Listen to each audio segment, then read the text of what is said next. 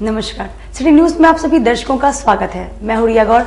खबरों की ओर बढ़ने से पहले आइए एक नजर डाल लेते हैं आज की सुर्खियों पर। हेडलाइन के प्रायोजक हैं माताजी हार्डवेयर एंड पेंट्स। कार्यक्रम में शामिल होने पहुंचे भाजपा राज्यसभा सांसद राकेश सिन्हा। नीतीश सरकार पर किया हमला। 11 माता की शक्तिपीठ के दर्शन के लिए पदयात्रा की शुरुआत मां के आशीर्वाद से की राजा बाबू ने। और दूसरे दिन भी मनरेगाबाज के सदस्यों ने समाहरणालय में अपनी मांगों को लेकर सरकार के खिलाफ किया प्रदर्शन। तो ये थी आज की सुर्खियां, अब खबरें विस्तार से। कार्यक्रम में शामिल होने आए राज्यसभा सांसद राकेश सिन्हा ने नीतीश सरकार पर जमकर हमला किया। मिठनपुरा स्थित निजी होटल के सभागार में भारतीय जनता पार्टी पंचायत समिति सदस्य जिला कार्यशाला का आयोजन किया गया। विभिन्न विषयों पर आधारित 4 सत्र में आयोजित कार्यशाला का विधिवत उद्घाटन राज्यसभा सांसद राकेश सिन्हा के द्वारा किया गया। इस दौरान प्रदेश संगठन महामंत्री भिखू भाई दलसानिया, नेता प्रतिपक्ष बिहार विधान परिषद हरि सहनी, पूर्व मंत्री रामसूरत राय, जिलाध्यक्ष रंजन कुमार सहित सांसद और पार्टी के सभी विधायक उपस्थित रहे। राज्यसभा सांसद राकेश सिन्हा ने कहा कि केंद्र सरकार की सभी योजनाएं लाभार्थियों को सीधा प्राप्त हो रहा है। सरकार की योजनाओं को गांव के घर घर तक पहुंचाने की जिम्मेदारी पंचायत प्रतिनिधियों का होता है। पंचायत प्रतिनिधि जनता के बीच रहकर उनकी समस्याओं को दूर करता है और उनका नेतृत्व क्षमता जनता की सेवा से ही बढ़ता है। भारतीय जनता पार्टी एक ऐसी पार्टी है जो जनप्रतिनिधियों को सम्मानित करते हुए उनके नेतृत्व में 4 चांद लगाती है। उन्होंने मुजफ्फरपुर के सभी प्रखंडों से आए पंचायत समिति सदस्यों को संबोधित करते हुए कहा कि पंचायत जनप्रतिनिधियों को यदि आजीवन नेता बने रहना है तो फिर जनता के बीच रहना होगा, उनके सुख दुख का भागी बने रहना होगा। भाजपा द्वारा ऐसे कार्यक्रम उनके नेतृत्व को धारदार बनाने के लिए किया गया है। केंद्र की मोदी सरकार सबका साथ, सबका विकास, सबका विश्वास और सबका प्रयास से विकास का कार्य अनवरत चलता रहा है। भाजपा सबको साथ लेकर चलने पर विश्वास करने वाली पार्टी है। बिहार सरकार की कुव्यवस्था को भी जनता के बीच रखना चाहिए। प्रशासनिक दबाव बनाकर जनता के हित में जनप्रतिनिधियों का कार्य करना चाहिए। देखिए, बिहार की सरकार खास करके एक ही राज्य में 2 राष्ट्र पैदा करना चाहती है। जिस चीज़ को हमने जम्मू कश्मीर में बड़े संघर्ष के बाद समाप्त किया कि 2 निशान और 2 विधान, बिहार के शिक्षण संस्थाओं के लिए 2 प्रकार की छुट्टियों की घोषणा करना, एक उर्दू स्कूलों के लिए, एक गैर उर्दू स्कूलों के लिए। यानी कि बिहार सरकार मानती है यहाँ 2 प्रकार की संस्कृति, 2 प्रकार के छात्र, 2 प्रकार के समुदाय अलग अलग जीवन जीते हैं। छुट्टी एक होनी चाहिए और मुझे लगता है ऐसा करके बिहार सरकार न सिर्फ तुष्टीकरण कर रही है बल्कि हिंदुओं को नास्तिक बनाने का काम करे। हिंदुओं की छुट्टी काट कर, हिंदुओं की छुट्टी कम करके नई पीढ़ी को नास्तिक बना रही है और 2 समुदाय में प्रतिद्वंदिता करा के आमने सामने लड़ा रही है। ये वोट बैंक की राजनीति है जो नीतीश तेजस्वी की सरकार की हिंदू विरोधी चरित्र को दिखाती है। 3000 किलोमीटर पदयात्रा कर माता के 11 शक्तिपीठों के दर्शन के लिए राजा बाबू ने माता वैष्णो देवी का आशीर्वाद लेकर शुरुआत की। अखंड भारत की कल्पना को लेकर 11 शक्तिपीठ का दर्शन करने के लिए YSS के जिलाध्यक्ष राजा बाबू 3000 किलोमीटर की पदयात्रा पर निकलने का निर्णय लिया है। उनके इस फैसले का स्वागत करते हुए कई सामाजिक लोगों के द्वारा शनिवार को कालीबाड़ी रोड स्थित वैष्णो देवी मंदिर में उनका सम्मान किया गया। पूर्व मंत्री सुरेश शर्मा और उप मेयर डॉक्टर मोनालिसा ने उन्हें माला पहनाकर माता की चुनरी उठाकर उनके मंगलमय सफर की कामना की। वहीं राजा बाबू ने कहा कि अखंड भारत, विश्व मानव कल्याण और आपसी भाईचारे को बनाए रखने के लिए हमने 11 शक्तिपीठ का दर्शन करने का निर्णय लिया, जिसकी शुरुआत मुजफ्फरपुर के वैष्णो देवी मंदिर से आज कर रहे हैं और 3000 किलोमीटर की पदयात्रा करते हुए कटरा स्थित वैष्णो देवी के दर्शन के उपरांत इसकी समाप्ति होगी। उन्होंने बताया कि इस तरह की यात्रा वो पहले भी कर चुके हैं। मैया के आशीर्वाद से उन्हें यात्रा में कोई कठिनाई का सामना नहीं करना पड़ता है। देखिए, यह लड़का क्या नाम है? राजा बाबू भारत जोड़ो आंदोलन के तहत हमारी जितनी आदि शक्ति है उसका दर्शन करते हुए यह जो है सो मुजफ्फरपुर से और कहाँ जम्मू कटरा तक ये वैष्णो देवी तक ये पहुंचेगा। और इसका यही प्रार्थना है कि भारतवर्ष एकता और अखंडता भारतवर्ष में बरकरार रहे। और यह काम कोई व्यक्ति नहीं कर सकता है, यह जब काम होगा तो माता ही कर सकती है। उन्हीं के आशीर्वाद से चाहे कोई हो, चाहे प्रधानमंत्री जी हो, चाहे कोई शक्ति पीठ का दर्शन, यही जो है इस देश का गौरव है। और सनातन धर्म उज्जवल हो, देश पूरे विश्व में विश्व गुरु बने, ये माँ का आशीर्वाद यह लड़का मांगने जा रहा है। हम समझते हैं कि यह लड़का आज मुजफ्फरपुर काली बाड़ी वैष्णो देवी मंदिर से राजा बाबू ने एक प्रण लिया है कि यहाँ से भारत जोड़ो आंदोलन की वो शुरुआत करेंगे और यहाँ से वो अखंड भारत की शुरुआत करेंगे और करीब 3000 किलोमीटर 11 शक्तिपीठ का वो दर्शन करेंगे। यहाँ से जम्मू कश्मीर कटरा वैष्णो देवी तक दर्शन करेंगे। तो ऐसे हमारा भारत अनेकता में एकता को दर्शाता है। यहाँ अनेक धर्म जाति के लोग एक साथ मिलकर सभी धर्म के लोग एक दूसरे की इज्जत करते हैं और एक दूसरे के पर्व को मनाते हैं। तो मैं उनसे भी विनती करूंगी और माता से भी विनती करूंगी कि हमारा देश संपन्न रहे, खुश रहे, खुशहाल रहे, सभी लोग एक साथ मिलजुल कर रहे। ये जा रहे हैं तो माता से ये आशीर्वाद लेके आए। अंतर्राष्ट्रीय दिव्यांग दिवस की पूर्व संध्या पर मुकबधिर आवासीय विद्यालय में सांस्कृतिक कार्यक्रम का आयोजन किया गया। अंतर्राष्ट्रीय दिव्यांग दिवस की पूर्व संध्या पर गौशाला रोड स्थित मुकबधिर आवासीय विद्यालय में शनिवार को सांस्कृतिक कार्यक्रम का आयोजन किया गया। इस कार्यक्रम में विद्यालय के बच्चों ने नाटक, गान और नृत्य कर अपनी उत्कृष्ट कला का प्रदर्शन किया। इससे पूर्व कार्यक्रम की शुरुआत मेयर निर्मला देवी, साहित्यकार संजय पंकज और वार्ड पार्षद केपी पप्पू ने संयुक्त रूप से दीप प्रज्वलन कर कार्यक्रम की शुरुआत की। मौके पर संचालक संजय कुमार ने कहा कि कार्यक्रम में दिव्यांग बच्चों ने अपनी उत्कृष्ट कला से दर्शकों को मंत्रमुग्ध कर दिया। रविवार को अंतर्राष्ट्रीय दिव्यांग दिवस पर स्कूल की तरफ से इन सभी बच्चों को पुरस्कृत किया जाएगा। जी, आज अंतर्राष्ट्रीय दिव्यांग दिवस के पूर्व संध्या पर हमारे बागेश्वरी दिव्यांग सर्जन सेवा संस्था की ओर से सांस्कृतिक कार्यक्रम का आयोजन किया गया है, जिसमें जो हमारे यहाँ जो बच्चे आवासीय में हैं या जो डे स्कॉलर बच्चे हैं वो डांस नाटक करके अपनी कला की प्रस्तुति करेंगे। दिव्यांग तो हर क्षेत्र में विशेष है, विशेष है ये लोग, इनके लिए क्या विशेष कहें, ये अपना जो कला दिखाएंगे वही इसके लिए बहुत बड़ी विशेष। जी, आज विश्व दिव्यांग दिवस के पूर्व संध्या पर बागेश्वरी मुकबधिर आवासीय विद्यालय के बच्चों द्वारा सांस्कृतिक कार्यक्रम किया गया, जिसमें बच्चों ने अपना बॉडी लैंग्वेज के माध्यम से डांस का प्रदर्शन किया, नाटक का प्रदर्शन किया, रैंप शो किया। छोटे छोटे बच्चों ने इतना अच्छा डांस का प्रस्तुति दिखाए जो भी दर्शक हैं वास्तव में उनको देख करके झूम उठे। और कल 3 दिसंबर को भी इन बच्चों को संस्थान के द्वारा पुरस्कृत किया जाएगा विश्व दिव्यांग दिवस के शुभ अवसर पर। क्या कहेंगे, इस दिन कितनी खुशी होती है बच्चों में, क्योंकि उनके नाम से इस दिवस को मनाया जाता है। जी, इस दिन का तो उन बच्चों का बहुत बेसब्री से इंतजार रहता है कि ये दिन आएगा तो मैं बहुत अच्छे से एंजॉय करूँगा, ये मेरा स्पेशल डे है और स्पेशल ढंग से मैं अपनी कला का प्रस्तुति सब लोगों में मैं दिखाऊंगी, ताकि वो लोग ये नहीं समझे कि हम सुन नहीं पाते हैं, बोल नहीं पाते हैं तो मैं कुछ नहीं कर पाऊंगा। मैं उन लोगों से ही मैं बेहतर करूंगा, इस तरह का सोच होता है इन दिव्यांग बच्चों में। गेस्ट लोग में कौन लोग जी गेस्ट लोग आए हुए थे? ये हमारे यहाँ भी जन अधिकार पार्टी जिला इकाई 16 दिसंबर को बिहार विश्वविद्यालय से पटना राज्यसभा भवन तक पदयात्रा कार्यक्रम का आयोजन करेगी, जिसकी जानकारी जिला अध्यक्ष द्वारा दी गई। जन अधिकार पार्टी मुजफ्फरपुर की जिला इकाई द्वारा 16 दिसंबर को बिहार विश्वविद्यालय से पटना राजभवन तक पदयात्रा का कार्यक्रम का आयोजन किया गया। जिलाध्यक्ष वेद प्रकाश के द्वारा इसकी सूचना शनिवार को डीएम प्रणव कुमार और तिरहुत परिक्षेत्र के आईजी पंकज सिन्हा को इसके लिखित रूप से जानकारी दी गई।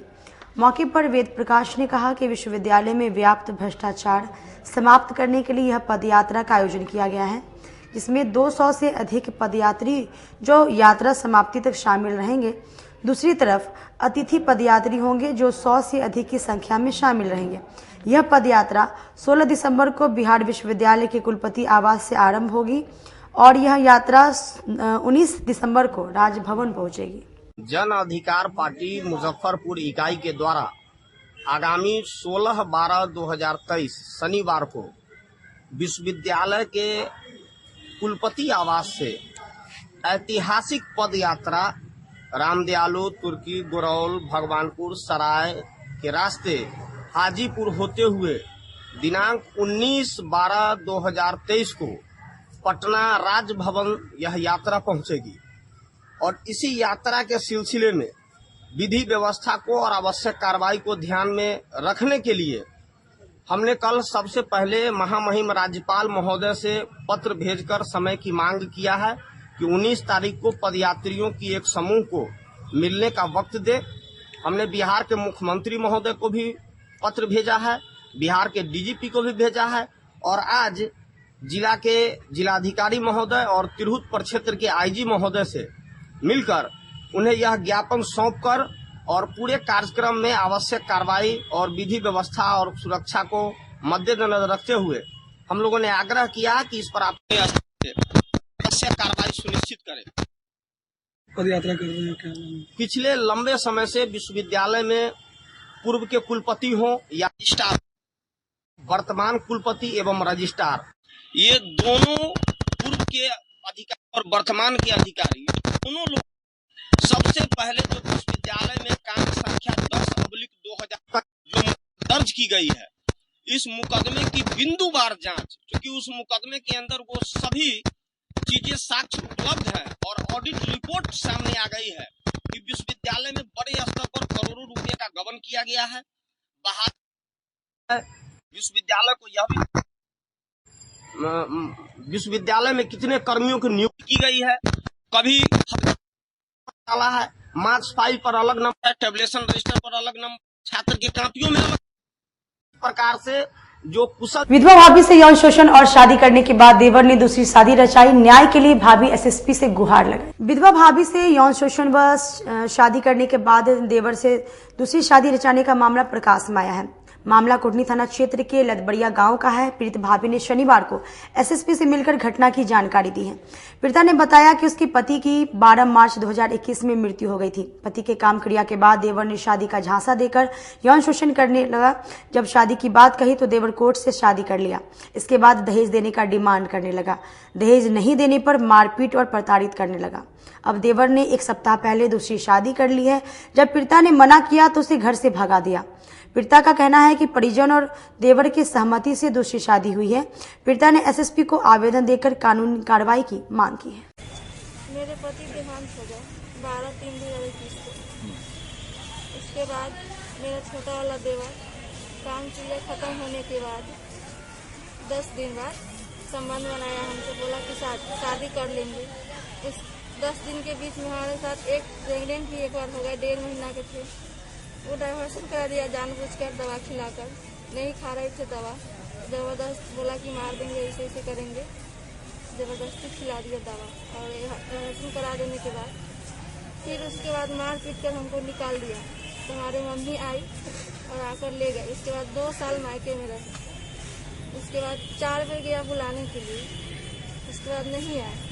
फिर शादी का दिन उतार कर सब कुछ कर उठते, मतलब हम शादी करने के लिए वहाँ मंदिर भी गए हुए थे। उसके बाद इसको भगा दिया उसी दिन, नहीं गया वहाँ पे। आपके देवर कितना दिन आपसे संबंध बनाया? 6 महीना। 6 महीना लगातार? हाँ। उसके बाद क्या हुआ? शादी भी किए हैं? आप शादी भी किए थे क्या? कोर्ट मैरिज शादी भी किया हमसे संबंध बनाने के बाद। संबंध बनाने के बाद आप कोर्ट मैरिज शादी किए थे? हाँ। अब वो क्या कह रहा है? अब दूसरा शादी कर लिया। कब शादी किया? सोमवार को किया। सोमवार के दूसरा शादी कर लिया? हाँ। उसका मेरी सास करवाई। आज से कितना दिन पहले लगभग शादी किया है? डेट क्या? कब किया शादी? 11वां महीने में किया, यही 2023 में किया है। 11वां महीना में किया है। हाँ, तो अब शादी कब किया है वो अपना? वो अपना शादी कितना दिन पहले किया लगभग? डेट क्या मालूम है आपको? डेट किया है यही 3-4 दिन हो रहा है। 4 दिन हो रहा है। हाँ। तो इसकी शिकायत पुलिस को आपने दिया? हाँ, थाना पे भी गए, वहाँ पे कोई सुनवाई नहीं ले रहे। हाँ। आवेदन दिए तो आवेदन के रिसीविंग भी मिला था थाना? हाँ, रिसीविंग भी मिला हुआ। कौन थाना द्वारा? बुढ़नी थाना द्वारा। बुढ़नी थाना द्वारा। थानादार क्या बोले? थानेदार लेके वो लोग मतलब की बात को गलत लेते हैं, हमको FIR दर्ज नहीं ले रहे। पैसा कितना दिए? 10,000 कभी 5,000 कभी 2,000 देते रहते। हाँ। हाँ। उसके बाद बढ़िया पदाधिकारी के पास गए? हाँ। तो क्या आश्वासन मिला? कहाँ पर गए? हम FIR कर देंगे, लेकिन वो भी अभी नहीं किए। बोले कि कर देंगे लेकिन किए नहीं। बढ़िया पदाधिकारी के पास कब गई? कल। किसके पास गई थी? किनके पास? डीएम के पास। डीएम के पास थी। कहाँ गया था? आईजी के पास। आईजी के पास। तो क्या बोले आईजी साहब? आईजी साहब क्या बोले? आईजी साहब बोले कि हम न्याय दिलवा लेंगे, लेकिन हमको विश्वास नहीं है कि वो लोग दिलवाएंगे। काहे कि जब थाना नहीं दिलवा रही तो ये लोग क्या दिलवाएंगे? पहला पति से कई वो बाल बच्चा है? एक है, ऋषभ कुमार उसका नाम है। कितना लड़का है या लड़की है? लड़का है। लड़का है। कितना दिन का है? 4.5 साल का। अप्रैल आएगा तो हो जाएगा 5 साल। तो अब क्या कीजिएगा आप? क्या आपका मांग क्या है? मान क्या है जो मतलब उन लोग को गिरफ्तारी करवा दे जितना जल्दी। दूसरे दिन भी मनरेगावाज के सदस्यों ने समाहरणालय में सरकार के खिलाफ प्रदर्शन किया। समाहरणालय परिसर में मनरेगावाज के सदस्यों ने आंदोलन जारी कर की है। मनरेगावाज अपनी 3 सूत्री मांगों को लेकर आंदोलन कर रही है। दूसरे दिन मनरेगावाज के सदस्यों ने समाहरणालय में सरकार के खिलाफ प्रदर्शन करते हुए धरना पर बैठ गए। मनरेगावाज ने मुख्य रूप से लंबित भुगतान करने और जॉब कार्ड बनाने की मांग की है। मांगे नहीं माने जाने पर आंदोलन तेज करने की चेतावनी इन्होंने दी है। मेरा मांग यही है, जो मनरेगा में काम चाहिए और लंबी भुगतान चाहिए, जॉब कार्ड मिलना चाहिए और सही समय पे काम मिलना चाहिए, भुगतान भी होना चाहिए। और जो लंबी भुगतान बचा हुआ है 2-3 महीने, 5 महीने, 6 महीने, कई वर्षों को बचा हुआ है, सब मिलना चाहिए। उसके बाद हम लोग यहाँ धरना पर बैठेंगे। जिलाधिकारी को आवेदन दिए थे? हाँ, आवेदन दिए हैं। तो कल जिलाधिकारी से मिले भी थे तो बोले कि ठीक है कल तक निकल जाएगा, लेकिन अभी सिर्फ एक कांटी प्रखंड में एक पंचायत के निकला है। बाकी 15 प्रखंड जो है, 15 प्रखंड के एक भी पंचायत के मजदूर अभी तक नहीं मिला है। नहीं बकाया राशि भी पेमेंट हो रहा है, नहीं जॉब कार्ड मिल रहा है। कब तक ये धरना जारी रहेगा? जब तक मेरी मांग पूरा नहीं किया जाएगा तब तक धरना जारी रहेगा। और यहाँ से नहीं सुनेंगे तो यहाँ से हम लोग पटना, दिल्ली तक जाएंगे। इससे आगे आंदोलन के भी तेज करते रहेंगे। आप लोग चूल्हा चौकी लेकर भी चले? हाँ, जब तक हमारी मांग पूरा नहीं होगा धरना जारी रहेगा। 3 मांगे हमारी, मनरेगा में काम चाहिए, जॉब कार्ड चाहिए और लंबित भुगतान है जो वो चाहिए।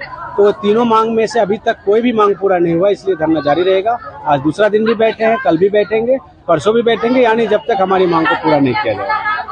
ये आश्वासन दिया गया था? कल 2 बार बातचीत हुई थी डीएम और डीडीसी से और उन्होंने कहा कि हम 2 दिन में करेंगे। तो आज दूसरा दिन हो गया और 2 दिन में भी अभी नहीं हुआ है पूरा, इसलिए धरना जारी रहेगा। मुख्य मांगे क्या आप लोग? मनरेगा में गाँव में काम चाहिए, जो मजदूर काम मांगे हैं, लिखित में मांगे हैं, उनको काम चाहिए। और जो जॉब कार्ड बनाने के लिए आवेदन दिए हैं, जैसे जिसकी शादी हुई है, वो अभी नया परिवार बने हैं तो वो जॉब कार्ड बनाना चाहते हैं, काम करना चाहते हैं, तो वो लोग जॉब कार्ड बनाने के लिए आवेदन दिए और उनको जॉब कार्ड नहीं मिला तो वो काम नहीं कर सकते मनरेगा में। तो वो जॉब कार्ड नंबर चाहिए, नाम और काम चाहिए।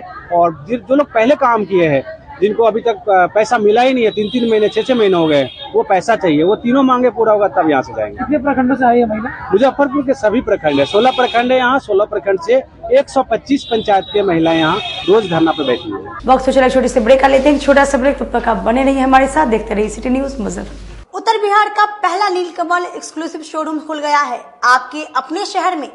नीलकमल इंडिया की फेवरेट फर्नीचर ब्रांड है। इस कंपनी के सभी रेंज एक ही छत के नीचे आपको मिलेंगी। होम फर्नीचर, ऑफिस फर्नीचर की सभी रेंज यहाँ उपलब्ध है। कंपनी का एक्सक्लूसिव शोरूम होने के कारण 40% तक की विशेष छूट मिल रही है। इसके अलावे 0% इंटरेस्ट के साथ बैंक से फाइनेंसिंग की भी सुविधा उपलब्ध है। तो देर मत कीजिए, एक बार हमारे यहाँ अवश्य पधारे। हमारा पता है Mithanpura, Narayanpur road, opposite Vaishali management college और हमारा मोबाइल नंबर है 9334900888 और हमारा दूसरा नंबर है 7004320580। के समय और इस लगन के अवसर पे मैं मनीष कुमार यूए एसोसिएट का प्रोप्राइटर। हमारा नीलकमल का फर्नीचर का शोरूम है एक्सक्लूसिव, जो मिठनपुरा चौक पे स्थगित है। हमारे यहाँ कुचीना का चिमनी और जो गैस चूल्हा है उसकी एक विस्तृत रेंज है मॉडुलर में। भारी डिस्काउंट है हमारे यहाँ सोफा पर, डाइनिंग टेबल पे। सभी लोगों से मेरा यही निवेदन है, जो 2-3 सालों से आप लोगों का हमें प्यार मिलता आ रहा है। हमारे यहाँ फिनांस की भी एक अच्छी व्यवस्था है और इस त्योहारों के अवसर पे हम चाहेंगे कि एक बार हमारे यहाँ आप पधारें और हमारे ऑफर्स का लाभ ले और हर खरीदारी पे हम लोग एक सुनिश्चित उपहार भी दे रहे हैं। अपने सपनों की आशिया को दे एक नई पहचान माँ भवानी डेकोर प्राइवेट लिमिटेड के साथ, जो है ऑथराइज्ड डिस्ट्रीब्यूटर ऑफ कजारिया। देश की मिट्टी से बनी टाइल से देश को बनाते हैं। और जहाँ मिलती है सभी प्रकार के Indian and imported granite, marble, sanitary एवं कोटा स्टोन का अनोखा एवं आकर्षक संग्रह। माँ भवानी डेकोर प्राइवेट लिमिटेड मतलब a complete floor solutions. New 0 mile Dadar road Muzaffarpur. Call 9934753111। Movers international, अब आपकी अपनी दुकान, जहां आपको सस्ते दामों पर मिलेंगे लेडीज, जेंट्स और किड्स के लिए जूते, सैंडल, स्लीपर, वह भी सस्ते दामों पर। यहाँ Bata, action, campus, shoe factory, flip flop, catch movers जैसे ब्रांड एक ही छत के नीचे मिलते हैं।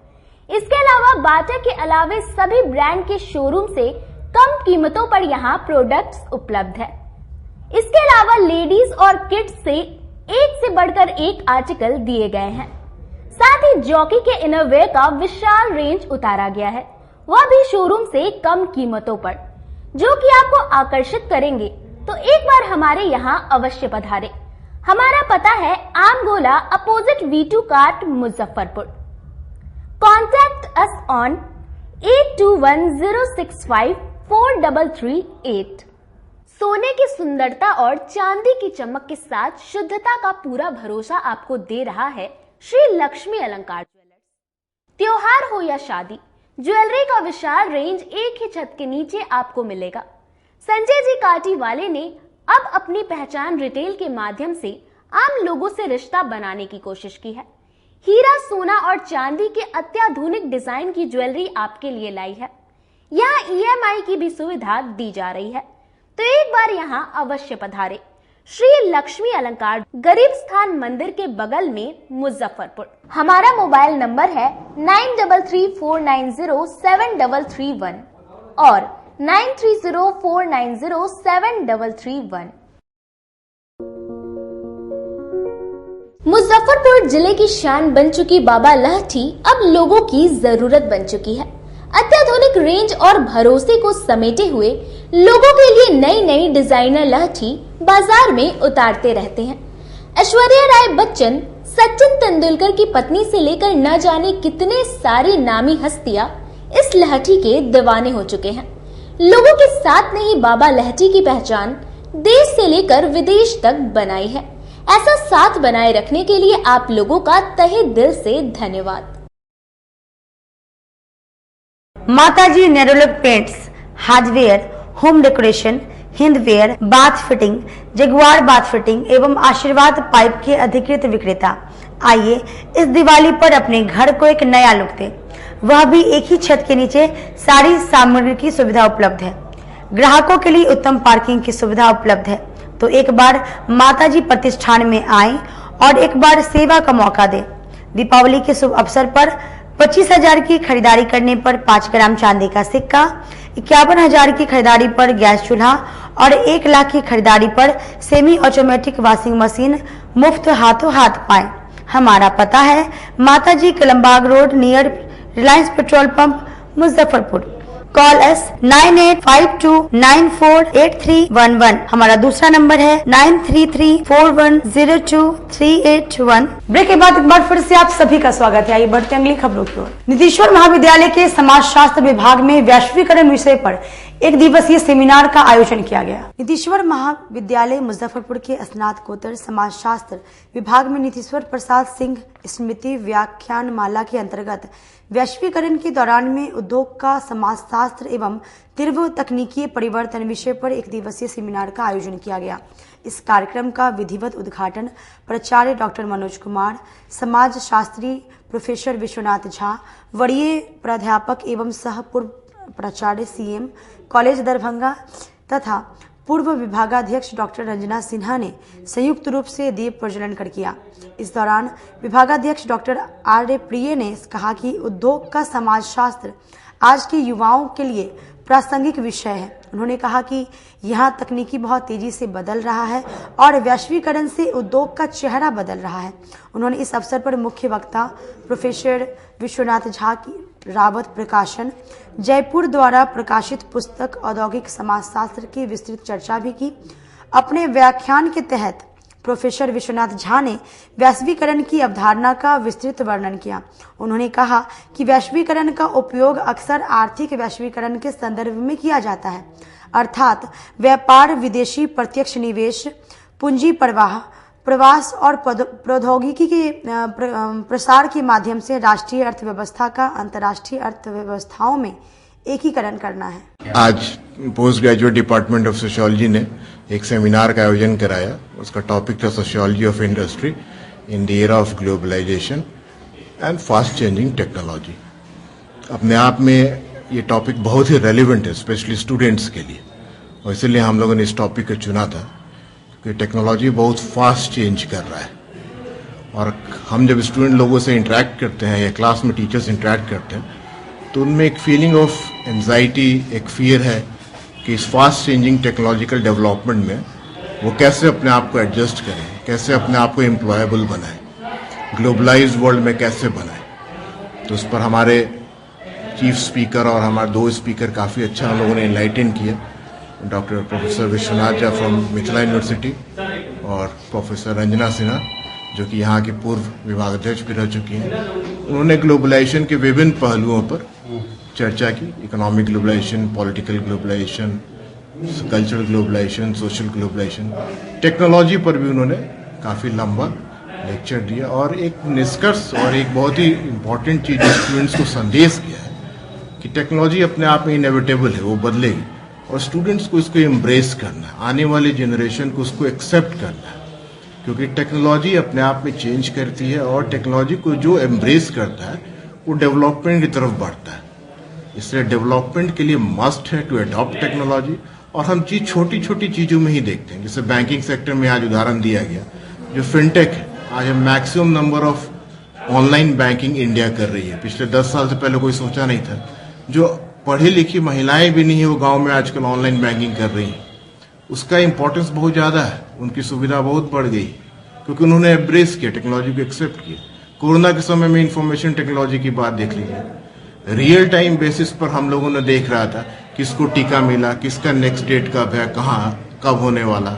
अगर हम लोग इस टेक्नोलॉजी को नहीं। सोशल वर्कर फॉर वुमेन संस्था द्वारा 2 निर्धन बेटियों की शादी का पूरा खर्च उठाया गया। Social worker for women empowerment की तरफ से शनिवार को जिले के 2 निर्धन बेटियों की शादी का पूरा खर्च व्यय किया गया। मौके पर social worker for women empowerment के सचिव बबली कुमारी ने कहा कि हमारी संस्था की ओर से लगातार सामाजिक कार्य किए जा रहे हैं। जरूरतमंदों को उनके हिसाब से उनकी ज़रूरत का सामान दिया जाता है। इसी कड़ी में समाज की जो निर्धन बेटियां हैं जिनके शादी विवाह का खर्च उठाने में उनके परिवार वाले असमर्थ हैं, हम लोगों की तरफ से उनकी शादी का सारा खर्च उठाया जाता है, जिसमें गहने से लेकर खाने पीने का सामान, कपड़े इत्यादि सब कुछ दिया जाता है, जिससे उनकी शादी में किसी भी तरह की कोई कठिनाई ना हो। बबली कुमारी ने बताया कि उनकी संस्था की ओर से पहले भी कई निर्धन बेटियों का विवाह करवाया गया है और आज एक बार फिर 2 निर्धन बेटियों के विवाह का सारा खर्च संस्था की ओर से दिया गया है। सारा सामान मिला है। कैसा लग रहा है? अच्छा लगा। क्या कहेंगे इस तरीके का कार्य कर रही है? क्या कहेंगे कि दिए से सब सही है। आज हमारे संस्था social worker for women empowerment की तरफ से 2 बहुत नीडी बच्चियों की शादी कराई जा रही है, जिसका पूरा खर्च जो है वो हमारे संस्था की तरफ से दिया जा रहा है। जैसे ज्वेलरी में पायल, बिछिया, नाक का बर्तन, कपड़े गरम ठंडे, पूजा से रिलेटेड सामान, खाने से रिलेटेड सामान, वो सारी चीज़ें और कैश भी दी जा रही है। हाँ, इससे पहले भी हमने लगभग इस साल 1 लड़की की, और ये 3री लड़की है, और इससे पीछे जाए तो ये 6ठी लड़की है जिसकी शादी हमारे संस्था के द्वारा हो रही है। हाँ, ये बहुत ज़रूरी है क्योंकि हम भी बहुत सोच में पड़ जाते हैं कि हम तो जानते नहीं है, लेकिन हमारे पास ये कॉल कैसे आया। तो कहीं ना कहीं भटकते हुए राह में मिल जाते हैं और कभी क्यों उदास है आप, ऐसे बात है। तो पहले हम देखते हैं कि वो कहाँ से हैं, कैसा है उनका बैकग्राउंड। बहुत होता है कि चलो दिखा देते हैं अच्छे कंडीशन में है तो फिर उनकी हम क्यों हेल्प करें। तो पहले देखे तो मुझे लगा कि नहीं, इनको वाकई में बहुत ज़रूरत है। अभी ये खुद तरस रहे हैं कि हमारे दरवाजे पे आएगा तो वो खाएंगे कैसे, हम उनकी कैसे व्यवस्था करेंगे रहने ठहरने खाने का। तो फिर मैंने बोली कि जितना हो सके हमारी संस्था से इस बहुत VIP नहीं, बहुत मिनिमम तरीके से, नॉर्मल तरीके से सारा अरेंज जो है वो करवा करके और फिर इनका जो है विदा करवा के। काटी थाना क्षेत्र के साइन गांव के रहने वाली अंजलि कुमारी ने अपने ससुराल वाले पर दहेज प्रताड़ना का आरोप लगाते हुए SSP को ज्ञापन सौंपा। काटी थाना क्षेत्र के साइन गांव निवासी मनोज महतो की पुत्री अंजलि कुमारी ने शनिवार को SSP को आवेदन देकर अपने ससुराल पक्ष पर मारपीट और दहेज की मांग करने का आरोप लगाया है। अंजलि कुमारी का कहना है कि वर्ष 2022 में हिंदू रीति रिवाज के तहत सोनू महतो से शादी हुई थी। शादी के बाद से ही भैंसुर पति ससुर सभी लोग दहेज में 3 लाख रुपए देने की मांग कर रहे थे। दहेज की राशि नहीं देने पर मेरे साथ मारपीट की जाती है। इस मामले पर नगर थाने में दहेज उत्पीड़न की प्राथमिकी भी दर्ज है। अंजलि ने SSP को आवेदन देकर कानूनी कार्रवाई की मांग की है। क्या मामला? DCP साहब से मिलने हैं। क्या हुआ, मामला क्या है? दहेज के लेकर हमेशा टॉर्चर करते रहते हैं कि दहेज बाप से मांग के लाओ नहीं तो तुम्हें मार देंगे। इसीलिए लेकर शुरू से मेरे साथ ही करने लगे। फिर भी बर्दाश्त करके रहा बहुत दिन के लिए। जब लास्ट में जब नहीं हुआ, हद से पार हो गया, पार पंचायती हर चीज हो चुका है। जब नहीं हुआ तब लास्ट में थाना के पास गया तो थानों को भी मुंह मार देता है। फिर थाना 112 भी कई बार गए थे, वहाँ भी उसको भी मुंह मार को बिलगा दिया सबको। रात पैसा वैसा देकर घूस घास कर बिलगा देते हैं वहाँ से। फिर अभी रात में जो घटना मेरे साथ हुआ है, जो जान बचाकर को वहाँ से हम भागे हैं रात में कि हमको मट्टी तेल पुझिल कर फांसी लगा कर मार देंगे, इसको आग लगा के इसी में जला देंगे। बोलेंगे लड़की खुद मर गई, खुदकुशी कर। साथी है, भैंसुर है, दियादीन है, पति है, सास है, चारों मिलकर। कल मारपीट भी किया गया? जी, कल मारपीट भी किया गया। दिन से दहेज के लिए सब कोई करते हैं। भैंसुर, दियादीन, सास, पति, चारों डिमांड करते कि जाओ बाप से मांग के लाओ। पहले तो डिमांड किया हुआ था कि 1 लाख मांग के लाओ छत ढालने के लिए। फिर दूसरा बार अति किए, नहीं बोले तो पापा से हम बात किए तो पापा बोले कि बेटी मेरा ऐसा स्थिति है, हम तुम्हें नहीं दे सकते, सक्षम नहीं है। तो ये बात हो गया। फिर पापा से अति कर लिए तो पापा को बोले ठीक है तुम अपना बेटी को ला कर दो इतना दहेज, नहीं देंगे तो तुम्हारा बेटी को हम मार के बिक देंगे। 2022 में तो क्या हुआ, अब क्या हो रहा है? क्या हो रहा है तो देखिए ना, बच्चा को रहने नहीं दे रहा है शुरू से होके दहेज में। तो दहेज दिए हुए हैं, दहेज पर सब चीज दिए हुए हैं।